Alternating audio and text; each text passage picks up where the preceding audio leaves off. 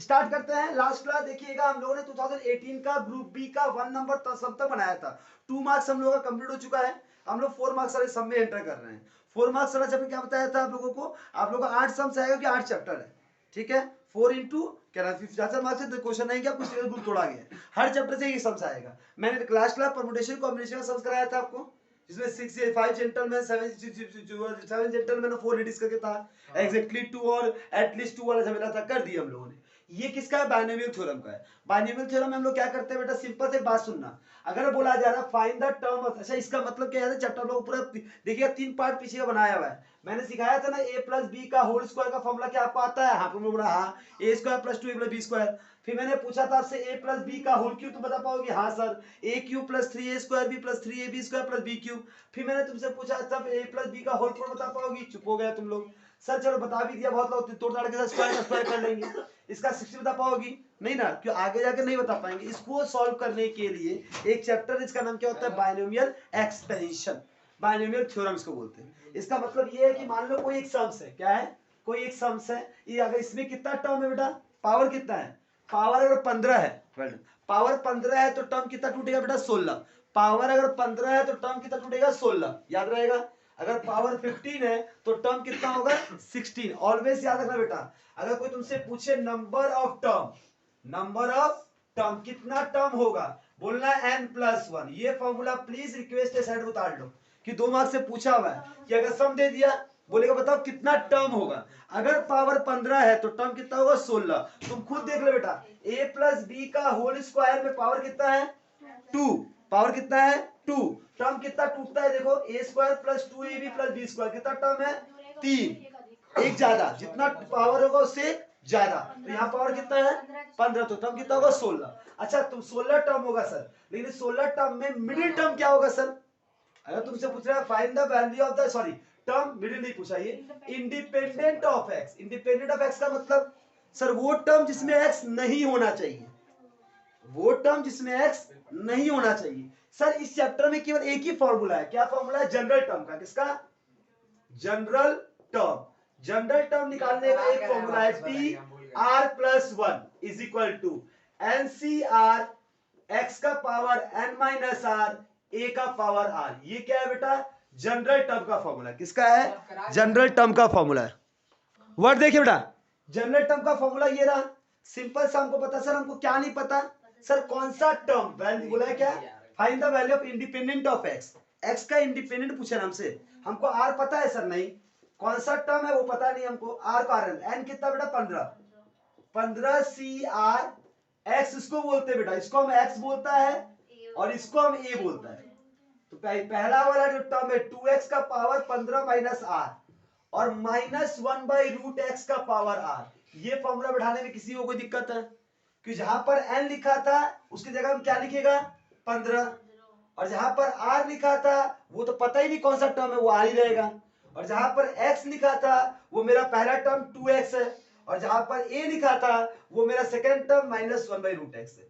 Sir ये minus term इसको use करोगी अंदर में, यहां तक क्लियर? इसमें से x को अलग कर लो, x को अलग कर दो, तो ये क्या हो जाएगा सर? 15cr 2 का पावर 15 माइनस आर और x का पावर 15 माइनस आर। अलग कर दिए सर? हाँ ठीक है। माइनस वाले को अलग कर लो, -1 का पावर r और सर ध्यान सुनिएगा x का पावर -1/2r। क्या ये कोई दिक्कत किसी को? ये क्यों किए सर? सुनिए बताता हूं। 1/√2 का मतलब क्या होता है सर? अगर ऊपर में √2 है इसका मतलब x का पावर 1/2, हाँ या ना? अगर नीचे में है इसका मतलब x का पावर 1/2 नीचे में है। जब ये ऊपर जाएगा तो क्या हो जाएगा? x का पावर -1/2। ये तो क्लियर है आपको? √x का मतलब होता है x का पावर 1/2। √x का मतलब होता है x का पावर 1/2। लेकिन अगर 1/√x है मतलब x का पावर -1/2, क्या हो जाएगा? -1/2। और ऊपर था ही तो क्या हो जाएगा? x का पावर -r/2। यहां तक किसी को कोई दिक्कत है तो हमको क्लियर कीजिए। यहां तक दिक्कत नहीं है तो हम आगे बढ़े। आगे क्या करना है? कुछ नहीं बेटा, 15cr 2 का पावर 15 माइनस आर और -1 का पावर आर, इसको अलग कर दिया और x को एक साथ जोड़ लो। x का पावर 15 माइनस आर -r/2। यहां तक किसी को कोई दिक्कत?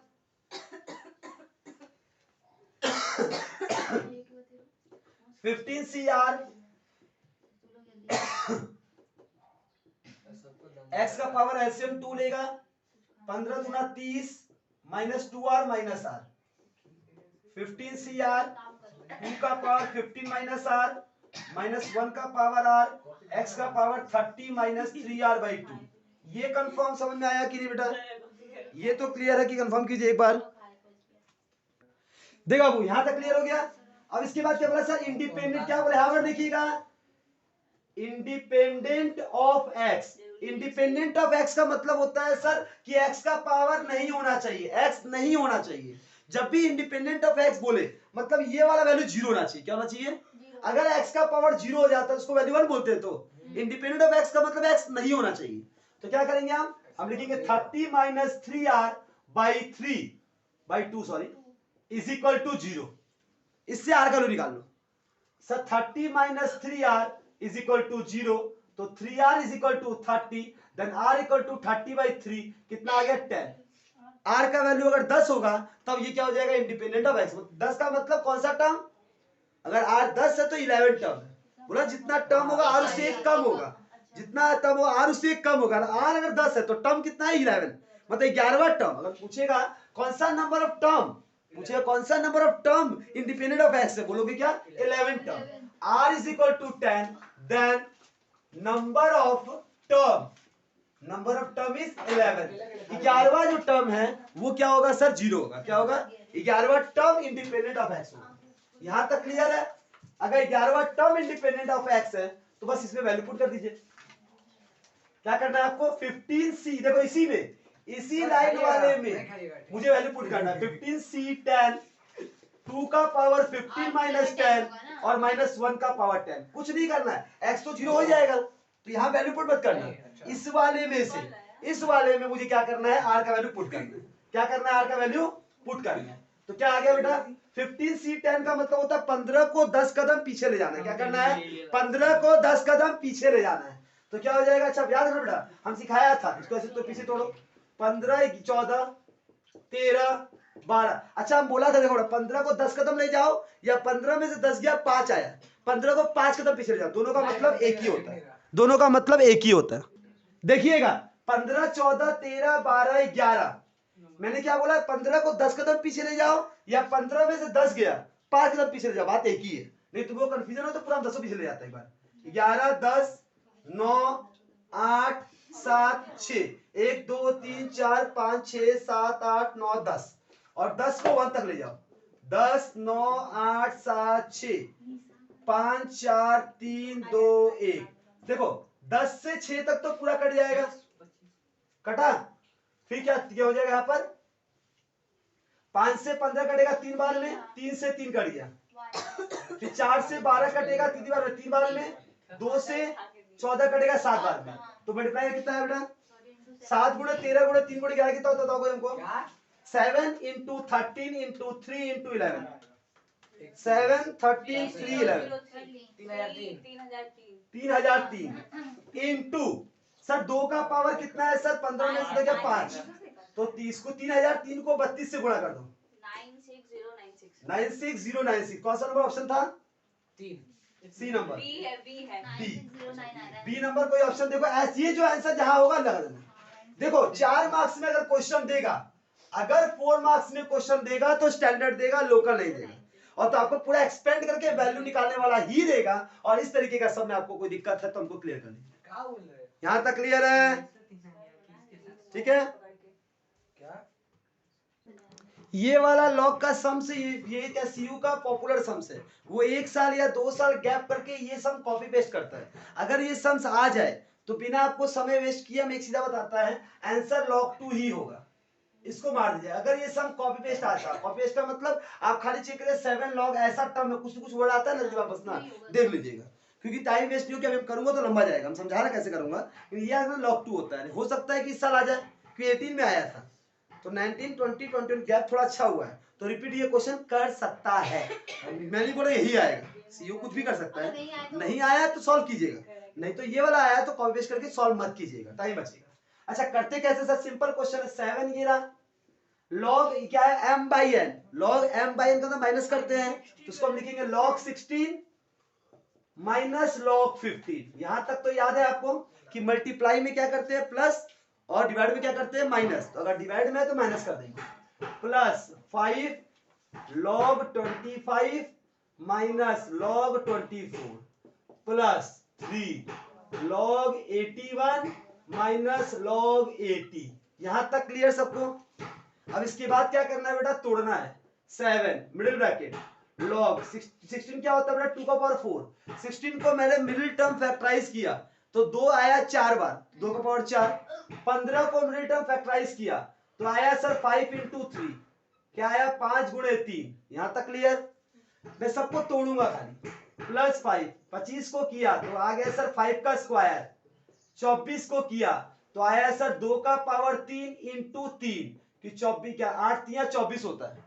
तो 8 का मतलब 2 का पावर 3 2 3 बार है और 3 एक बार है तो 8 तिया 24 प्लस 3। अगर 81 को तोड़ूंगा तो आएगा 3 का पावर 4 माइनस 80 को तोड़ूंगा आएगा तो 2 का पावर 6 इंटू 5। ये वाला चीज को आप ऐसे तोड़िएगा बगल में। मैं तोड़ के मुझे आता है इसलिए मैंने ऐड कर लिया।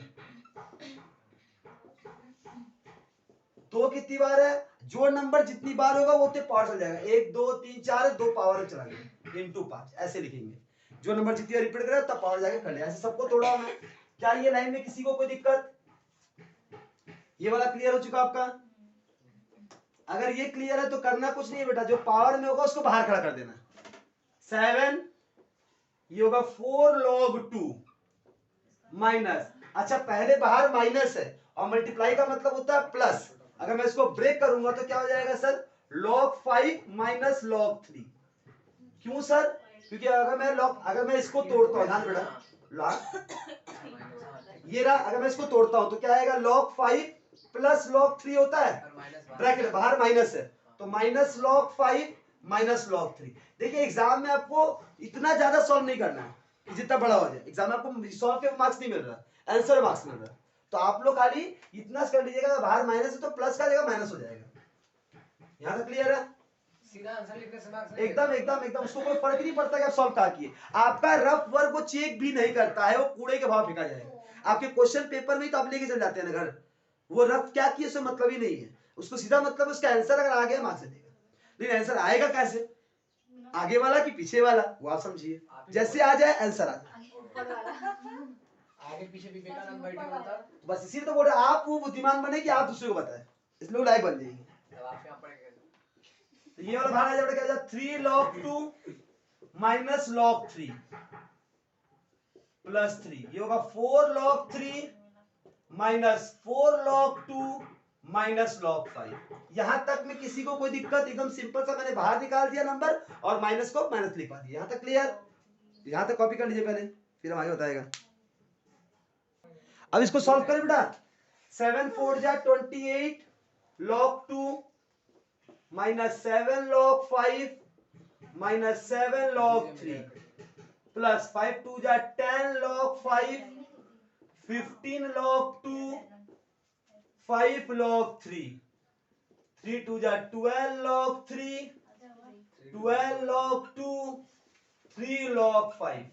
अब बाबू सबको इकट्ठा खाली करना है। log 2 कहां का है सर, ये रहा और ये रहा। तो बेटा ये 28 log 2 है और माइनस माइनस क्या होता है प्लस, 15 12 27 तो 27 log 2। अच्छा log 5 गिनो, देखो 7 और 3 क्या होता है 10 log 2 10 log 2 खत्म होते ही काट दो। 7 और 12 लोग हैं ना, 3 वहां पे 7 5 12 पूरा 7 ये रहा 5 ये रहा 12 12 खत्म कहानी। 28 27 की क्या बचेगा 1 तो log 2 आंसर है, जो मैंने स्टार्टिंग में बता दिया था। तो ये एग्जाम में आएगा। क्वेश्चन सुनिएगा, बहुत ही प्यारा सम्स है, सेट थ्योरी का। किसका है? सेट थ्योरी का एक सम्स है, 4 मार्क्स का आता है। सिंपल सा एक क्वेश्चन सुनिएगा। एक क्लास है जिसे 50 स्टूडेंट्स है, मतलब इसको हम क्या बोलते हैं, सबका सिंबल सुन लो बेटा। टोटल नंबर ऑफ स्टूडेंट को हम एनएस बोलते हैं। एनएस कितना है मेरे पास, टोटल नंबर ऑफ स्टूडेंट कितना है 50। बोल रहा 15 स्टूडेंट फिजिक्स रीड करता है। अगर हम एनपी बोल दे, फिजिक्स रखने वाले फिजिक्स पढ़ने वाले बच्चे की संख्या 15 है और फिर सर केमिस्ट्री पढ़ने वाले बच्चे की संख्या 20 है और मैथ पढ़ने वाले की संख्या कितना बेटा, मैथ पढ़ने वाले की संख्या 20 है। यहां तक क्लियर है। अगर मैं बोलूंगा सर इसमें से 3 बच्चा फिजिक्स केमिस्ट्री दोनों पढ़ता है, सर दो वर्ड सुनना बेटा सेट थ्योरी में, इसको बोलते हैं सर और, क्या बोलते हैं और, इसको बोलते हैं एंड का मतलब होता है बोथ, और का मतलब होता है एनी वन, इनमें से कोई भी एक करने वाले को हम बोलते हैं यूनियन, क्या बोलते हैं यूनियन, और दोनों करता है उसको बोलते हैं इंटरसेक्शन, क्या बोलते हैं इंटरसेक्शन। ये किसका सिंबल है, यूनियन का, ये किसका सिंबल है, इंटरसेक्शन का। अभी मैं बोल रहा हूं ना फिजिक्स एंड, जहां हम एंड वर्ड यूज कर रहे हैं इसका मतलब क्या हुआ, इंटरसेक्शन। मतलब number of student who read physics and chemistry is 3, the number of student who read chemistry and math is 6, number of student who read physics and math is 5, 7 read none of this, 7 ऐसे महान बच्चे हैं जो कुछ भी नहीं पढ़ रहे, none of this, none of this कितने बड़े, 7 बच्चे हैं। बताओ तीनों सब्जेक्ट मतलब physics intersection chemistry intersection math, ये कितने बच्चे होंगे, ये हमसे पूछ रहे हैं। क्या ये क्वेश्चन समझ आया ना? मैंने इस पूरे क्वेश्चन को इस सिंबल में लिख दिया। क्या ये सिंबल क्लियर हुआ आप लोग को अच्छे से पढ़ के? सिंपल सा क्वेश्चन बोला था 50 स्टूडेंट्स है क्लास में, ये रहे सर। फिजिक्स पढ़ने वाले बच्चे की संख्या 15, केमिस्ट्री वाला 20, मैथ वाला 20, फिजिक्स एंड केमिस्ट्री वाला 3, केमिस्ट्री एंड मैथ वाला 6, फिजिक्स और मैथ वाला 5, कोई भी सब्जेक्ट नहीं पढ़ने वाला 7, और तीनों से पढ़ने वाला कितना होगा? सिंपल सा पहला एक सुनो बेटा formula, N A union B sorry physics union chemistry union math, या तो फिजिक्स या तो केमिस्ट्री या तो मैथ में से कोई सब्जेक्ट पढ़ने वाला बच्चा कितना है? सिंपल सा बात, टोटल जितने बच्चे हैं उनमें से वो बच्चे जो कुछ भी नहीं पढ़ रहे उसको अगर हटा दूं तो ये तो हो जाएगा सर कि 50 बच्चे में से 7 बच्चे को हटा दो निठल्लों को, तो 43 ऐसे बच्चे हैं जो कुछ ना कुछ तो पढ़ रहे हैं, कुछ ना कुछ तो पढ़ रहे, या तो फिजिक्स या तो केमिस्ट्री या तो मैथ या तो दोनों मिलाकर या तीनों मिलाकर, कॉम्बिनेशन कैसा है पता नहीं, लेकिन कुछ ना कुछ सब्जेक्ट इसका फिजिक्स केमिस्ट्री मैथ में होगा। किनका? इन 43 बच्चों में।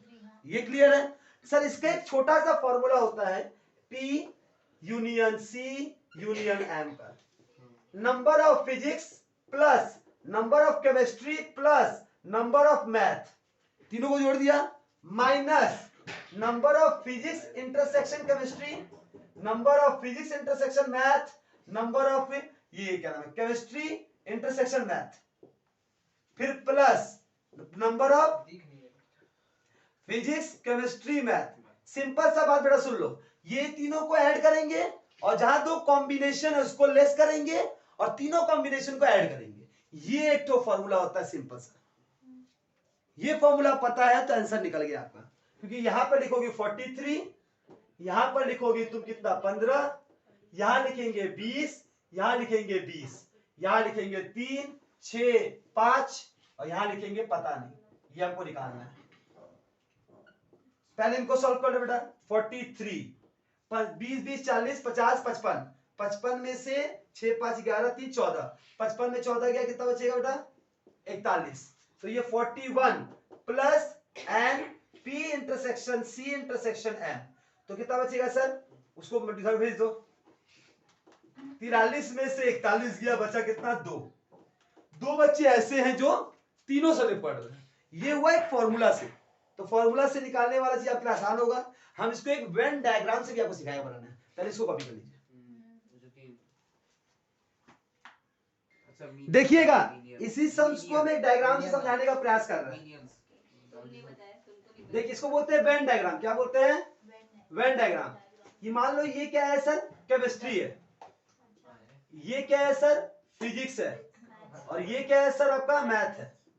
ठीक है, टोटल नंबर ऑफ स्टूडेंट कितने हैं? 50। मतलब इस वेन डायग्राम के अंदर 50 स्टूडेंट्स हैं। 50 स्टूडेंट में 7 स्टूडेंट ऐसे हैं जो क्या है सर? तीनों सर्कल से बाहर है, तो इस सर्कल को मिला के कितना होगा? 43। अब इस 43 में सबसे पहले बताओ तीनों कितने हैं सर? यही तो पता करना है, इसको एक्स पकड़ लो, तीनों कितने हैं? एक्स है। फिर मैंने बोला फिजिक्स और केमिस्ट्री कितने बेटा? ये वाला वर्ड देखना, फिजिक्स और केमिस्ट्री कितने हैं? फिजिक्स केमिस्ट्री कितने? देखो कहां लिखा है, फिजिक्स एंड केमिस्ट्री सर 3 है। 3 जो है वो फिजिक्स और केमिस्ट्री है। एक बार बोर्ड को देखो, तीन ऐसे बच्चे हैं जो फिजिक्स और केमिस्ट्री है, फिजिक्स और केमिस्ट्री का मतलब दो एक्स जो बच्चे हैं, हाँ जो एक्स है जो फिजिक्स केमिस्ट्री मैथ तीनों लिए हैं, क्या वो भी इसके अंदर इंक्लूड हो गए कि नहीं? हाँ। तो ये क्या हो जाएगा सर 3 माइनस एक्स, उस तीन बच्चों में से एक्स बच्चे को माइनस कर देने से आ जाएगा ओनली फिजिक्स एंड केमिस्ट्री। अगर हम तुमसे बोले 6 बच्चे ऐसे जो केमिस्ट्री और मैथ है, उनमें से क्या करोगे? एक्स को माइनस कर देना। फिर अगर तुमसे हम पूछे क्या नाम है फिजिक्स और मैथ कितने बेटा? फिजिक्स और मैथ 5 है, तो 5 में से एक्स माइनस कर देना, ये आ गया। फिर अब तुमसे बोला कि 15 स्टूडेंट फिजिक्स के हैं, फिजिक्स के ये टोटल 15 है, इस 15 में से इनको माइनस करो, इन सबको 15 minus 3 minus x minus 5 minus x, तो 15 minus 3 plus X minus 5 plus x, तो 15 में 5 गया 10, 10 में से 3 गया 7 प्लस एक्स, कितना हो जाएगा सर? 7 plus x. फिर अगर हम बोला कि केमिस्ट्री कितने है बेटा? केमिस्ट्री 20 है, तो 20 में से 6 minus x 3 minus x, 20 minus X plus X minus 3 plus x, तो 20 14 में से 3 गया 11 प्लस एक्स, ये कितना हो जाएगा? फिर ये कितना हो जाएगा? मैथ कितने थे? 20 थे, तो 20 minus 6 minus x minus 5 minus x, 20 minus 6 plus X minus 5 plus x, 14 में से 11 की 6 11, 14 में 3 गया 11 और 14 में 5 गया 9 प्लस एक्स। ये क्लियर है? यहां तक समझ आया? जब ये बन जाएगा आपको तो कोई स्टेटमेंट लिखना नहीं पड़ा आपको। अब कुछ मत करिए, इन सबको जोड़कर इक्वल टू 43 लिख दो और सॉल्व कर, आंसर आ जाएगा। ये वाला में कोई स्टेटमेंट नहीं उतारना पड़ा, बस कैलकुलेशन तो आपको आना चाहिए। आपको क्लास 7-8 का अगर मैथ नहीं आता है तो बहुत मुश्किल है आपको।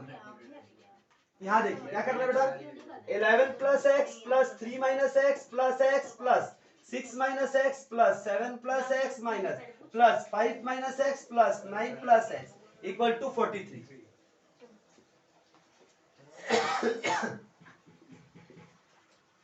उधर भी कटेगा, एक ही एक्स बचेगा ना। अभी 11 प्लस 3 कितना होता है? 14, 14 प्लस 6 20, 20 7 27, 27 5 32, 32 9 41, तो x प्लस 41 इक्वल टू 43 हो गया। तो x कितना हो जाएगा? 43 माइनस 41 2। ये सिंपल था अगर जिसको अच्छे से आता हो तो, नहीं तो इसमें कंफ्यूजन क्या होगा, छोटा सा गलती करेंगे ना फंस जाएंगे। नहीं फॉर्मूला वाला से सीधा निकल जाएगा, आप फॉर्मूला बढ़ाएंगे फटाक से निकल जाएगा एक बार में।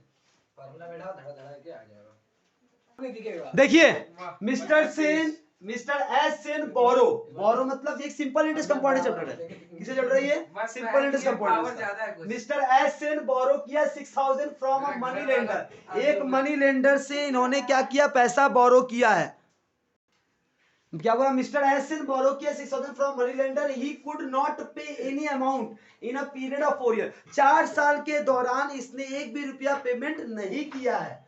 According to the money lender demand now, अभी वो 4 साल बाद कितना रुपया मांग रहा है? इतना रुपया। इतना तुमको समझ आ गया सब। प्रिंसिपल कितना है? 6000 रुपया, और अमाउंट हमको कितना चुकाना है? 7500। सर टाइम कितना है? 4 साल। क्या ये पढ़ के इतना समझ आ गया? मैंने 6000 रुपया बोरो किया, 4 साल तक एक भी रुपया मैंने नहीं दिया, 4 साल बाद मुझे कितना पेमेंट करना है उसको? 7500। What rate % per annum compound interest did the letter require to lending the money? ठीक है, किस रेट पर? रेट पता नहीं। सिंपल सा फॉर्मूला क्या होता है? A P1 plus R by 100 का पावर T। ये तो फॉर्मूला सबको पता होगा कंपाउंड इंटरेस्ट का।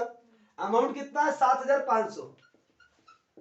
प्रिंसिपल 6000, 1 प्लस R बाई 100 का power 4, 7500 divide by 6000 is equal to 1 plus R by 100 का पावर 4। 2 0 2 0 कट गया।